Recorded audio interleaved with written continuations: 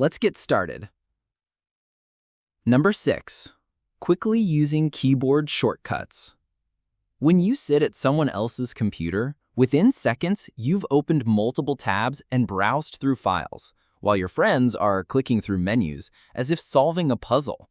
This isn't because you're a computer expert, but because your brain is showing its pattern recognition superpower.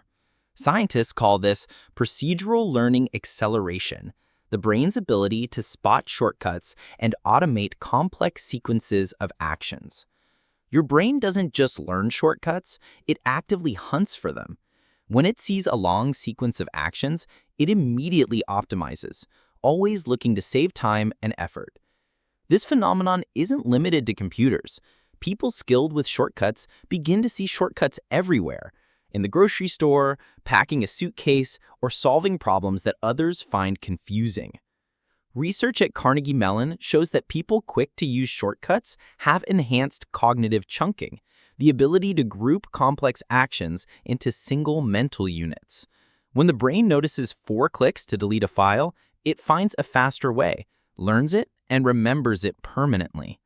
The brain continuously scans for inefficiencies and patterns, turning your fingers into extensions of thought, making every action smoother, faster, and more efficient. Number 5. Passion for multiple genres of novels. Your bookshelf looks like a library explosion. Friends always wonder how you manage to read all the books beside your bed. Whenever they visit, there's a romance next to a sci-fi, a thriller beside literary fiction, and fantasy interspersed with memoirs. Your brain is doing something remarkable, building a gym for emotion and cognition. Reading multiple genres isn't just about hoarding books, it's a neural crossover. Each genre exercises different parts of the brain. Romance novels enhance emotional intelligence and social cognition. Science fiction expands abstract thinking and processing ability. Mystery novels sharpen logical reasoning and pattern recognition. It's like having a personal trainer for your mind. But instead of curling biceps, you're doing repetitions of empathy and stretching your imagination. This doesn't just apply to books. People who enjoy unusual combinations of music and video show similar traits. Research by Dr. Keith O'Lowlin at the University of Toronto found that people who read diverse novels score significantly higher on empathy and social understanding tests. The brain becomes a master simulator of experiences, processing thousands of perspectives on culture and emotion. Reading only one genre is like eating from a single food group. Reading multiple genres provides complete cognitive nutrition. When you switch from a historical film to a space opera, your brain demonstrates incredible mental flexibility. It shifts language patterns, adjusts emotional frameworks, and recalibrates its reality processing system. That eclectic bookshelf isn't random. It's strategic intelligence. Number 4. Playing with comparisons and wordplay. Have you ever found yourself in situations where wordplay seems to appear everywhere? For example, seeing a broken elevator and thinking, it once delivered uplifting experiences, but it also had its ups and downs. Your brain constantly connects seemingly unrelated concepts and makes them make sense. This is semantic flexibility, the ability to process multiple meanings, contexts, and conceptual frameworks at the same time. When you play with words, you're not just being clever. You're showing that your brain can hold 2 completely different interpretations of the same information simultaneously. This isn't ordinary. It's advanced cognitive architecture. People who naturally create analogies and puns demonstrate enhanced divergent thinking, the ability to generate creative solutions by connecting distant ideas. When you say a meeting is like a slow-motion car crash, your brain immediately maps the dull frustration into a visual concept of the inevitable. Dr. John Kunios at Drexel University found that people who enjoy wordplay show increased activity in brain regions related to understanding and creative problem solving. Your pun-loving brain continuously trains the mental flexibility necessary for innovation and breakthrough thinking. This isn't just silly or showy. By finding humor and language patterns, your brain is discovering creative solutions to complex problems. Essentially, every time you play with words, you're exercising your mind, maintaining flexible cognitive connections, and keeping your pattern recognition skills sharp. Number 3. Preference for being alone. Are you that kind of person? While others constantly seek social stimulation, you crave time alone. Right after class or a group discussion, everyone else goes out to socialize, while you stay home reading a book or reflecting on the next lesson. Friends might not understand. They may think you're distant, shy, or even depressed. But you don't avoid people because you dislike them. You avoid them because you understand them, and you know your brain works differently. Psychologist Hans Eyssend found that highly intelligent people often show introverted tendencies, not because they dislike others, but because their brains process information differently.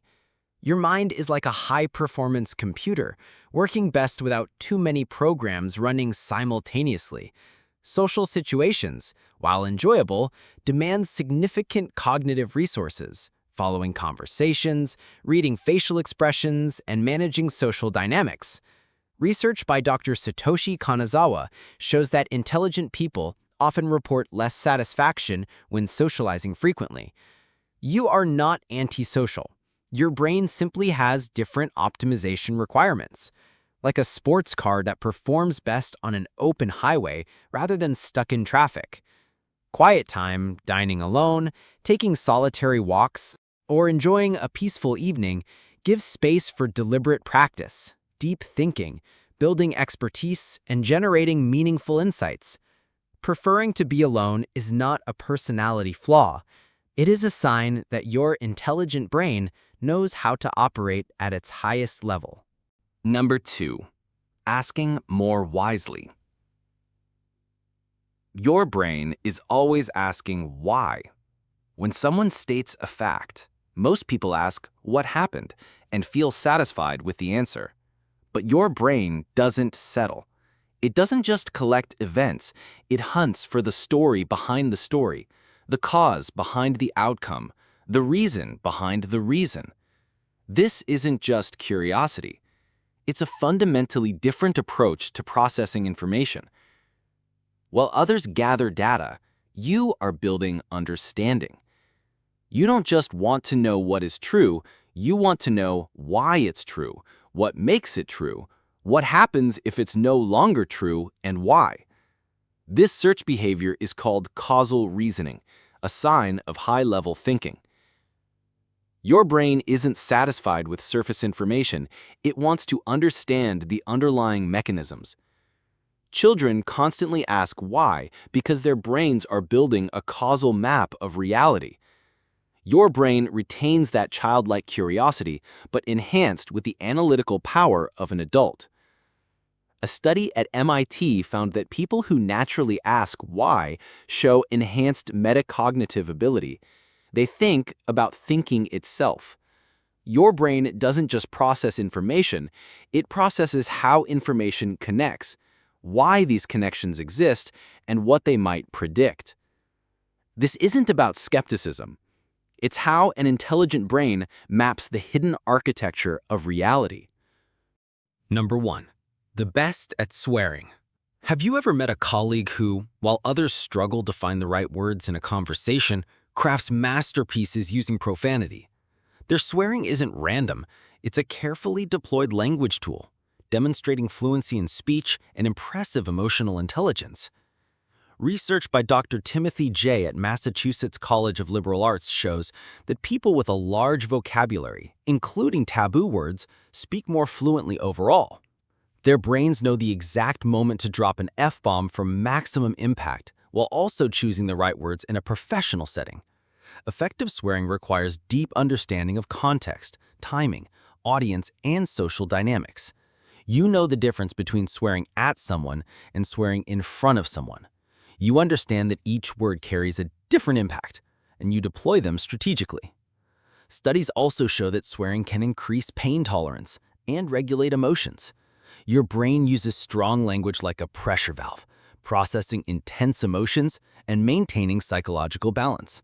This isn't loss of control, it's emotional intelligence.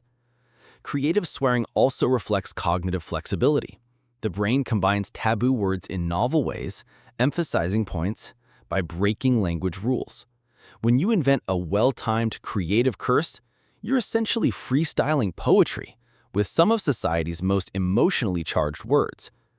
I am Dude Explains Stuff. Please subscribe to the channel to receive interesting videos every day.